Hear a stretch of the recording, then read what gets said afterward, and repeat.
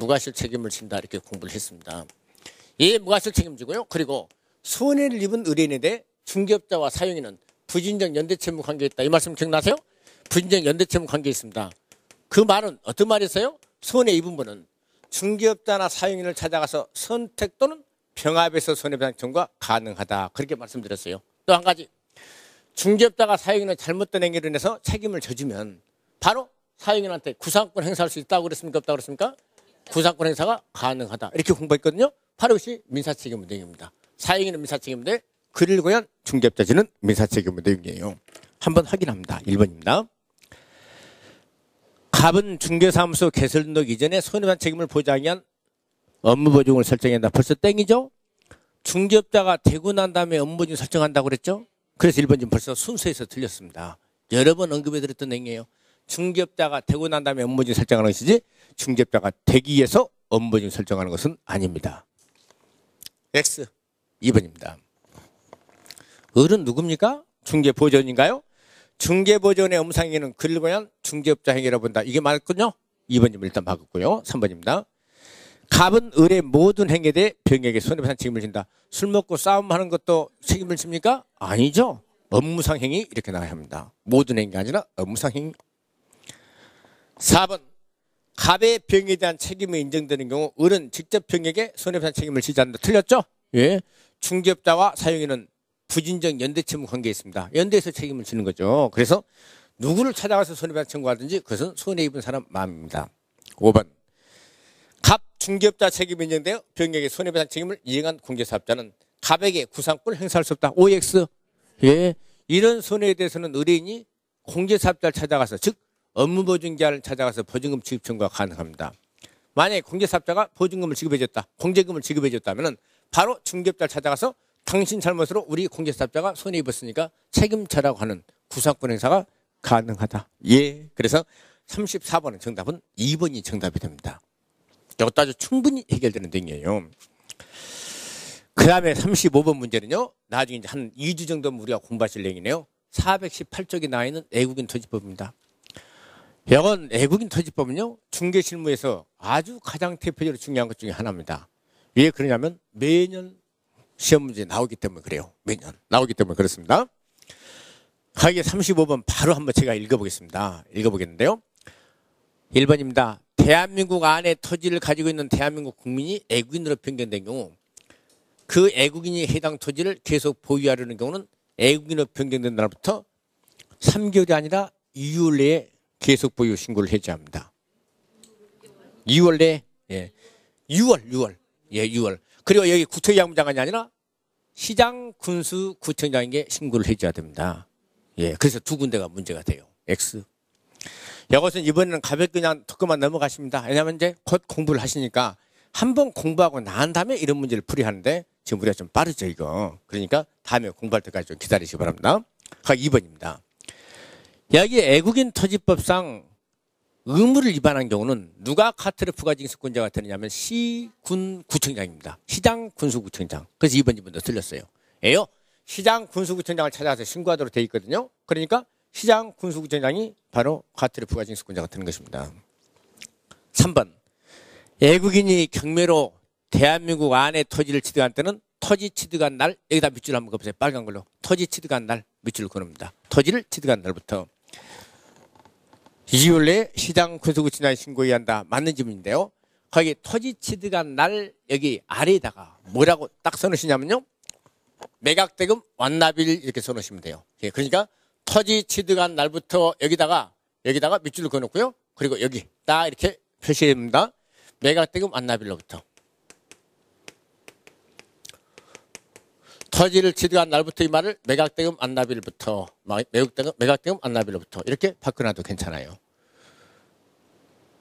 우리 경매로 소유권을 취득하는 시기는 매각대금 완납일로부터 소유권을 취득하거든요. 그러니까 토지를 취득한 날부터 이 말 대신에 매각대금 완납일로부터 2월 내에 신고해야 한다. 이렇게 나와도 괜찮다는 이야기입니다. 예. 4번입니다. 이 4번은 우리 얼마 전에 공부하셨는데요. 공인중개사법상 분상거래 신고제도와 애국인 토지법과 관계에서요. 제가 이렇게 말씀드렸어요. 공인중개사법에 따라 부동산 거래 신고를 했다면은 애국인 토지법에 따라 신고합니까? 안 해도 됩니까? 안 해도 된다. 근데 여기는 4번은 반대로 표현됐으니까 틀렸어요. 그 5번은 별로 그렇게 중요한 조문은 아닙니다. 왜냐하면은 여러분들이 나중에 하시는 일이 중요하지 관공서끼리 하는 일 뭐가 중요하겠습니까? 근데 이런 질문도 나왔네요. 가볍게 막 읽어봅니다.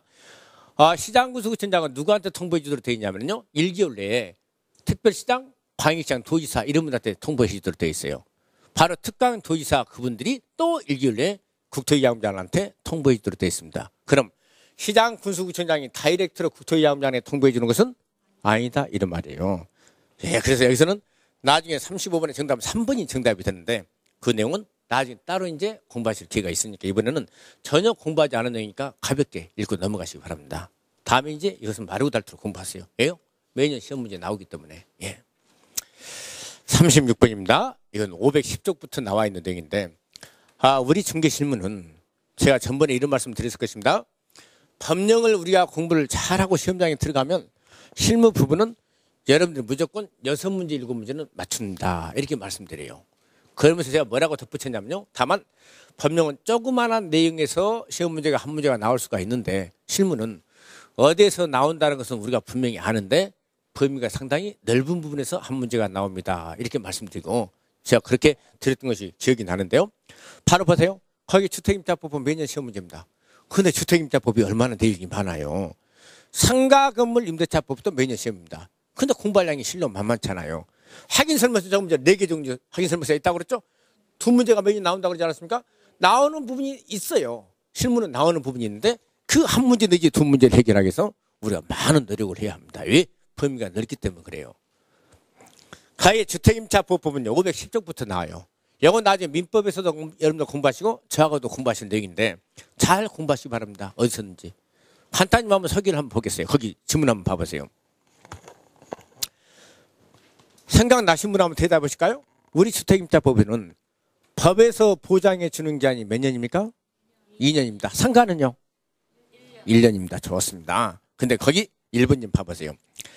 근데 법으로 보장해 주는 기한은 2년인데 당사자 간 합의로 임대차 계약 기간을 1년으로 그렇게 약정해서 임대차 계약을 체결할 수 있습니다. 그런 경우 그 임대차 계약은 무효입니까? 유효입니까? 유효가 돼요. 다만 임차인은 2년 미만의 기간으로 정한 기간의 유효함을 주장할 수 있으나 임대인은 그러지 못해요. 임차인은 주장할 수 있습니다. 그렇습니까? 그럼 1번 좀 봐보세요. 당사자의 합의로 임대차 계약 기간을 1년으로 정한 경우에 임차인은 그 기간이 유효함을 주장할 수가 있다. 오, 맞는 질문입니다. 만약에 거기에 임대인 이렇게 나오면 안 되겠죠. 임차인은 2년 미만의 기간으로 정한 기간의 유효함을 주장할 수가 있다. 그 다음 2번입니다. 이것은 주택임차법에 그대로 나와요. 우리 밖에서 보통 임대차 계약을 체결해도 우리 전세계약 체결한다 이렇게 여러분들 말씀하지 않으세요? 전세권은 등기된 전세권도 있고 채권적 전세권도 있어요. 그럼 뭐 여기에 채권적 전세라는 것은 등기되지 않는 그런 전세를 말하거든요. 주택임차법을 보게 되면요. 등기되지 않는 전세, 즉 미등기 전세의 경우도 주택임대차법이 준용이 되도록 되어 있어요. 그럼 2번 집은 맞는 질문에 해당이 됩니다. 3번 주택임대차법에 따라 임대차 계약이 묵시적으로 갱신된 경우 임차인은 언제든지 임대인에게 계약 해지를 통지할 수 있다. 나중에 공부하시겠습니다만은 가볍게만 봅니다. 이 주택임대차법상 묵시적 갱신이 되면은 기간을 몇 년으로 딱 인정이냐면 2년으로 보장을 해주게 됩니다. 2년 보장이 돼요. 다만 임대인은 묵시적 갱신이 된 경우 해지 통고를 할 수 있습니까? 없습니까? 못해요. 임차인만 해지 통고가 가능합니다. 그러면은 임차인이 해지 통고하면 해지 통고를 받은 날부터 몇 월에 경과하면 효력이 발생할까요? 6월. 손가락이 펴졌는데요, 요거. 3월. 예. 3월에 경과하면 효력이 발생합니다. 아직은 공부하지 않아서 잘 모르시겠지만 한번 그것만 들어주세요. 예. 그래서 여기에 임차인은 언제든지 임대인에게 계약 해지를 통지할 수 있다. 맞는 질문에 해당됩니다. 다만 통지를 받은 날부터 3월이 경과하면 효력이 발생해요. 그 6개월이라는 말씀은 여러분들 어떤 것하고 지금 혼동을 하시냐면요. 묵시적 갱신이 되기 싫으면 임대인은 임차인한테 6월부터 1월 사이에 예, 임차인은 1개월까지 갱신거절을 통지를 해주면 된다. 이거하고 아마 헷갈리시는 것 같아요. 예. 나중에 그런 것들을 다 공부합니다. 4번입니다. 주택임대차법에 위반된 약정으로서 임차인에게 불리한 것은 그 효력이 있습니까? 없습니까? 효력이 없다. 임차인에게 불리한 것이 효력이 없어요. 임대인한테 불리한 것은 괜찮습니다. 임차인한테 불리한 것은 효력이 없다. 여기 한번 잠깐 봐보시죠. 예. 우리 주택임대차법상 이 대항력이라는 것을 여러분들 들어보셨을 거예요. 상가에도 대항력이라는 게 있습니다. 여기 주택임대차법을 물어보니까 주택임대차법에 대해서만 그렇게 말씀드려 볼게요. 대항력이 인정되려면 요건을